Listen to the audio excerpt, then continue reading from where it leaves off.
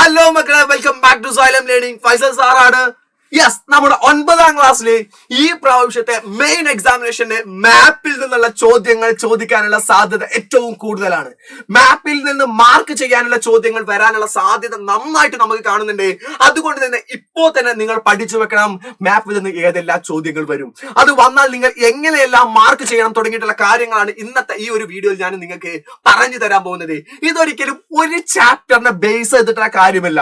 ജോഗ്രഫിയിൽ ഒരുപാട് chapters, ജോഗ്രഫിയിൽ Indian geography ഉണ്ടല്ലോ, ഇന്ത്യയുടെ ഭാഗവുമായിട്ട് ബന്ധപ്പെട്ട ഒരുപാട് ചാപ്റ്റേഴ്സുകളിൽ നിന്ന് കൂട്ടിച്ചേർത്തിട്ടേ അതിൽ നിന്ന് ഏതെല്ലാമാണ് പരീക്ഷയ്ക്ക് വരിക. നിങ്ങളുടെ സ്കൂളിൽ നിന്ന് മേ ബി നിങ്ങളെ പഠിപ്പിച്ചിട്ടുണ്ടായിരിക്കും, ഒരുപാട് മാപ്പുകൾ ടീച്ചേഴ്സ് എന്തെങ്കിലും വരച്ച് നിങ്ങളെ പഠിപ്പിച്ചിട്ടുണ്ടായിരിക്കും. ഏകദേശം 10-15 മാപ്പുകളൊക്കെ വരച്ച സ്കൂളുകൾക്ക് ഒരുപാട് കിടക്കുന്നുണ്ട്. പക്ഷേ നമ്മൾ ഇന്ന് നിങ്ങൾക്ക് പറഞ്ഞു തരാൻ പോകുന്നത് ആകെ 5 മാപ്പുകൾ മാത്രമേ ഉള്ളൂ. 5 വേണ്ട, ശരിക്കും 4 മാപ്പുകൾ മാത്രം മതി. നിങ്ങൾക്ക് 4 മാപ്പുകൾ മാത്രം മതി. ആ 4 മാപ്പുകൾ പഠിച്ചാൽ തന്നെ നിങ്ങൾക്ക് എക്സാമിനേഷൻ വരുന്ന ഏത് മാപ്പും അടിപൊളിയായിട്ട് പുഷ്പം പോലെ മാർക്ക് ചെയ്യാൻ പറ്റും. സോ ഞാൻ തുടങ്ങട്ടെടാ വീഡിയോയിലേക്ക്. ഇത് ഒരാൾ പോലും നഷ്ടമാക്കാൻ പാടില്ല, നിർബന്ധമായിട്ടും കാണണം. ഫസ്റ്റ് തന്നെ നമ്മൾ പഠിക്കാൻ പോകുന്നത് നമ്മുടെ on the roof of the world, ലോകത്തിന്റെ നെറുകയിൽ എന്ന് പറഞ്ഞ ചാപ്റ്റർ തുടങ്ങിയ സമയത്ത് തന്നെ നമ്മൾ ഹിമാലയത്തെ കുറിച്ചായിരുന്നു പറഞ്ഞിട്ടുണ്ട്. ഹിമാലയത്തെ 3 ഭാഗങ്ങളാക്കിയിട്ട് നോർത്തേൺ മൗണ്ടൻ റീജിയൻ, ഉത്തരപർവ്വത മേഖലയെ 3 ഭാഗങ്ങളാക്കിയിട്ട് തരംതിരിച്ചിരുന്നു. Trans Himalaya, Himalaya, eastern highlands അഥവാ കിഴക്കൻ കുന്നുകൾ, ഈസ്റ്റേൺ മൗണ്ടൻസ് എന്ന് പറയുന്ന ഭാഗമായിട്ട് തരംതിരിച്ചിരുന്നു. ശരിക്കും അതല്ല ക്വസ്റ്റ്യൻ ചോദിക്കാം. ട്രാൻസ് ഹിമാലയ 3 ആക്കി തരംതിരിച്ചിട്ടുണ്ട്. കാരക്കോറം, ലഡാക്ക്, സസ്കർ, അത് ഏതാണെന്ന ക്വസ്റ്റ്യൻ ചോദിക്കാം. ഹിമാദ്രി, ഹിമാചൽ, സിവാലിക് എന്ന് പറഞ്ഞാൽ ഹിമാലയത്തെ 3 ആക്കി തരംതിരിച്ചിട്ടുണ്ട്. കിഴക്കൻ കുന്നുകൾ എന്ന് പറഞ്ഞുകൊണ്ട് പാട്കൈബം, നാഗാ കുന്നുകൾ, മീസോ കുന്നുകൾ എന്ന് പറഞ്ഞിട്ട് വേഗം തരംതിരിച്ചിട്ടുണ്ട്. അവയുടെ പേര് അതാണ് ഏതാണെന്നൊക്കെയാണ് ക്വസ്റ്റ്യൻ ചോദിക്കാം. സോ അതുകൊണ്ട് എന്റെ മക്കളെ ശ്രദ്ധിച്ചു വെച്ചോ. നമ്മളോട് ചോദിക്കാണ് കാരക്കോറം, ലഡാക്ക്, സസ്കർ അഥവാ ട്രാൻസ് ഹിമാലയത്തിന്റെ 3 ഭാഗങ്ങൾ ഏതൊക്കെ ചോദിച്ചാൽ നിങ്ങൾ എന്ത് ചെയ്താൽ തരുമോ? ജമ്മു കാശ്മീരിന്റെ അവിടെ ഒരു 3 ലൈൻ ഇങ്ങനെ വരച്ചാൽ മതി. ജമ്മു കാശ്മീരിന്റെ മുകളിൽ എന്ത് ചെയ്യാണ്? 3 ലൈനുകൾ ചെയ്യുന്നു, ഇങ്ങനെ വരക്കുന്നു. ഈ 3 വരകൾ വരച്ചാൽ മുകളിൽ ആദ്യം കിടക്കുന്ന കാരക്കോറം, രണ്ടാമത് കിടക്കുന്ന ലഡാക്ക്, മൂന്നാമത് കിടക്കുന്ന സസ്കറ. കാരക്കോറം, ലഡാക്ക്, സസ്കർ മാർക്ക് ചെയ്യാൻ ഒരു ബുദ്ധിമുട്ടില്ല. ജമ്മു കാശ്മീരിൽ അങ്ങോട്ട് വരച്ചു. ഇനി അതിന്റെ തൊട്ട് താഴെ നിന്നാണ് ഹിമാലയം തുടങ്ങുന്നത്. ഹിമാലയത്തിൽ അടുത്ത 3 ലൈനുകൾ വരക്കുന്നു. അടുത്ത 3 ലൈനുകൾ വരച്ചാൽ ഹിമാദ്രിയായി, ഹിമാചലായി, ശിവാലിക്കായി. ഓർഡർ തന്നെ പഠിച്ചു വെക്കുക. ഹിമാദ്രിയായി, ഹിമാചലായി, ശിവാലിക്കായി. കിഴക്കൻ കുന്നുകളോ, ഈസ്റ്റേൺ ഹൈലൻഡ്സ് എന്ന് പറഞ്ഞാൽ ഈ കാണുന്നതല്ലേ? Patkai Bum, Naga hills, Mizo hills.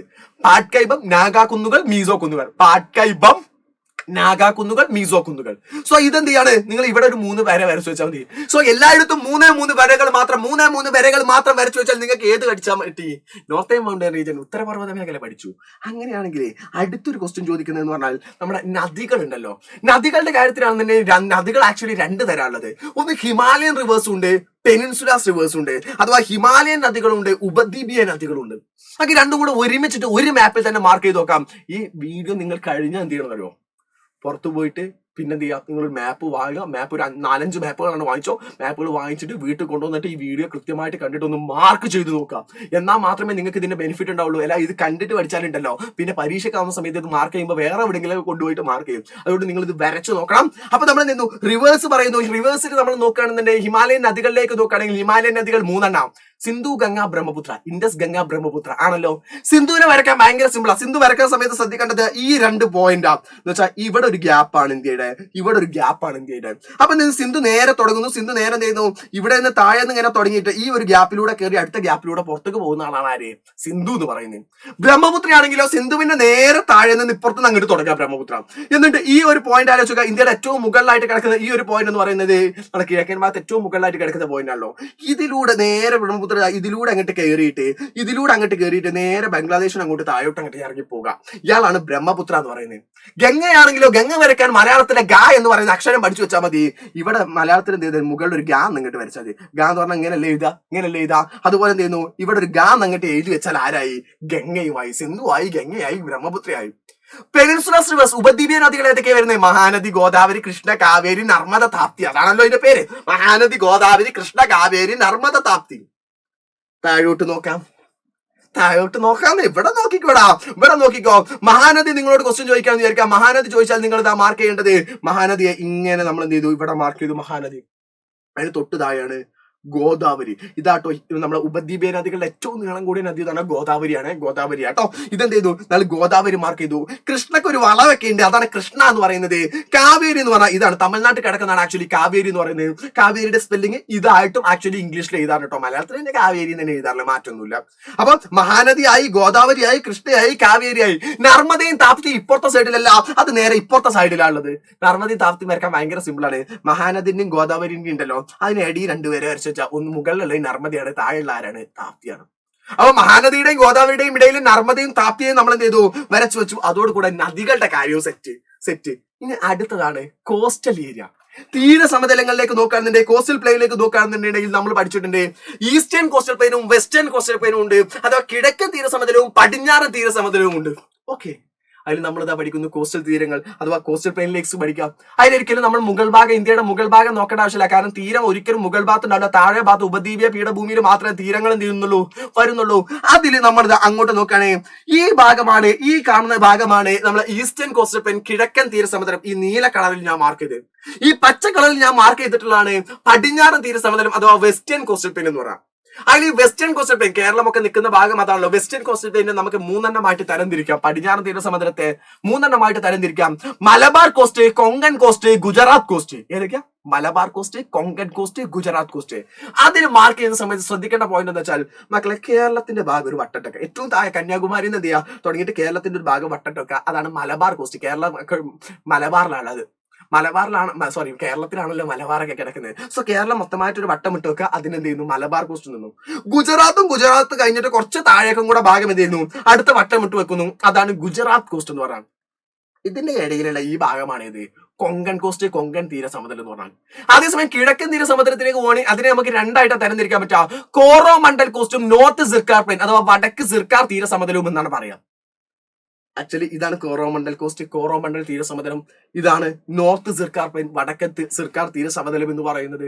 എന്നാൽ അടുത്തതായിട്ട് നമ്മൾ ഏറ്റവും അവസാനമായിട്ട് നമ്മൾ പറയാൻ പോകുന്നതാണ് പെനിൻസുലാസ് പ്ലാറ്റു, ഉപദ്വീപീയ പീഠഭൂമി. ഇത് വളരെ ഇമ്പോർട്ടന്റ് ആണ്. ഇതിൽ കുറച്ച് കാര്യങ്ങൾ നമുക്ക് പറയാനുണ്ട്. അത് നേരെ താഴോട്ട് നമുക്ക് എന്ത് ചെയ്യാം നോക്കാം. താഴെ നിന്ന് നമുക്ക് അങ്ങോട്ട് തുടങ്ങാം. മക്കളെ, ഇവിടെ ആദ്യം തന്നെ നിങ്ങൾ മാർക്ക് ചെയ്ത് കണ്ട കാര്യം എന്ന് വെച്ചാൽ വെസ്റ്റേൺ ഗാർഡ്സ് അഥവാ പശ്ചിമഘട്ടമാണ്. പശ്ചിമഘട്ടം മാർക്ക് ചെയ്യുന്ന സമയത്ത് എന്റെ മക്കൾ ശ്രദ്ധിക്കേണ്ട വളരെ ഇമ്പോർട്ടന്റ് ഒരു പോയിന്റ് ഉണ്ട്.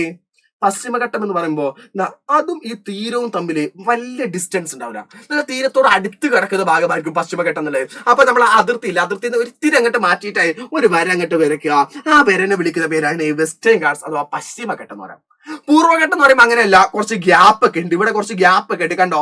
അങ്ങനെയുള്ള ഭാഗമാണ് നമ്മളെ ഈസ്റ്റേൺ ഗാർഡ്സ് അഥവാ പൂർവ്വഘട്ടം എന്ന് പറയുന്നത്. അത് കുറച്ച് ഗ്യാപ്പ് ഇട്ടിട്ട് വേണം. പിന്നെ അതുപോലെ തന്നെ 2 കഷ്ണാക്കി കളി. ഇവിടെ ഒറ്റ കഷ്ണം മാത്രം മതി. ഇവിടെ ആണെങ്കിൽ 2 പീസുകളാക്കിയിട്ട് എന്ത് ചെയ്യുക, അങ്ങോട്ട് വരച്ചു കൊടുക്കാം. ഇതിന്റെ രണ്ടിനെയും ഇടയിലുള്ള ഈ സാധനത്തെ വിളിക്കുന്ന പേരാണ്, ഇതിനെ വിളിക്കുന്ന പേരാണ് ഡെക്കാൻ പ്ലാറ്റു, ഡെക്കാൻ പീഠഭൂമി. ഇത് നിങ്ങളോട് പരീക്ഷയ്ക്ക് ക്വസ്റ്റ്യൻ ചോദിക്കുകയാണെന്നുണ്ടെങ്കിൽ നിങ്ങൾ എന്ത് ചെയ്യേണ്ട, നിങ്ങൾ ഇങ്ങനെ വല്ല ഷെയ്ഡൊന്നും ചെയ്യേണ്ട, ഇങ്ങനെ ഒരു ത്രികോണം മാത്രം അവിടെ വരച്ചു വെച്ചാൽ മതി. ഡെക്കാൻ പ്ലാറ്റു എന്നിട്ട് എന്ത് ചെയ്താൽ എഴുതി വെച്ചാൽ മതി. അങ്ങനെ ഒരു ത്രികോണം വരച്ചു വെക്കാം. അതേസമയം മുകളിലേക്ക് നോക്കാൻ നമ്മുടെ ഈസ്റ്റേൺ ഗാർഡ്സിന്റെ പൂർവ്വഘട്ടത്തിന്റെ നേരെ മുകളിലാണ് ഏത് കിടക്കുന്നത്, ചോട്ടാ നാഗ്പൂർ പ്ലാറ്റു, ചോട്ടാ നാഗ്പൂർ പീഠഭൂമി. ഗുജറാത്തിന്റെ ഇവിടെയാണ് ഏത് കിടക്കുന്നത്, റാൻ ഓഫ് കച്ച് കിടക്കുന്നത്. ഇനി നമ്മൾ ഈ മാൽവ പ്ലാറ്റു പറയണമെങ്കിൽ ആദ്യം പറയേണ്ട മറ്റൊരാളുണ്ട്. അയാളാണ് ആരവല്ലി എന്ന് പറയുന്നത്.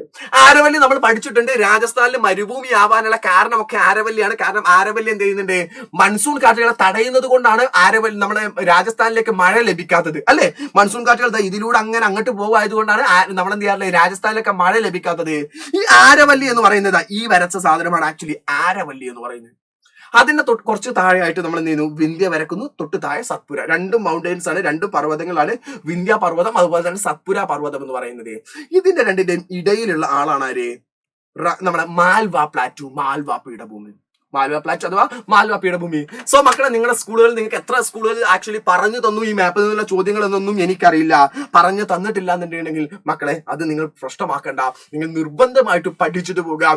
ഈ പ്രാവശ്യത്തെ 9ാം ക്ലാസ്സിന്റെ മെയിൻ എക്സാമിനേഷന് മാപ്പിൽ നിന്നുള്ള ചോദ്യങ്ങൾ ചോദിക്കാനുള്ള സാധ്യതകൾ വളരെ കൂടുതലാണ്. സോ നന്നായിട്ട് പഠിച്ചിട്ട് പോകാം. നിങ്ങൾക്ക് ഒരു സാധനവും പറഞ്ഞു തരാത്തതുകൊണ്ടോ അറിഞ്ഞു തരാത്തതുകൊണ്ടോ അറിയാത്തത് കൊണ്ടോ എക്സാമിനേഷന് മാർക്ക് കുറയരുത്. ഫുൾ മാർക്ക് തന്നെ നേടണം. അതിന് നിങ്ങൾക്ക് ഫുൾ മാർക്ക് നേടാൻ ഏറ്റവും നല്ല ചാൻസ് ആണ് നമ്മുടെ സൈലത്തിന്റെ നിഞ്ച ബാച്ചിന്റെ എൻ ഗെയിം ഒക്കെ ഇവിടെ ഓപ്പൺ ആക്കിയിട്ടുണ്ട്. സോ അതിൽ ജോയിൻ ചെയ്യാത്ത ആളുകളൊക്കെ അവിടെ ജോയിൻ ചെയ്യുക. അവിടെയൊക്കെ നമ്മൾ ഈ കാര്യങ്ങളൊക്കെ കൃത്യമായിട്ട് മക്കളെ പഠിപ്പിച്ച് ചെയ്ത കാര്യമാണ്. സോ അടിപൊളിയായിട്ട് പഠിക്കുക എന്ന് മാത്രം പറഞ്ഞുകൊണ്ട് I B wind up today session. Tata, bye bye, C you all.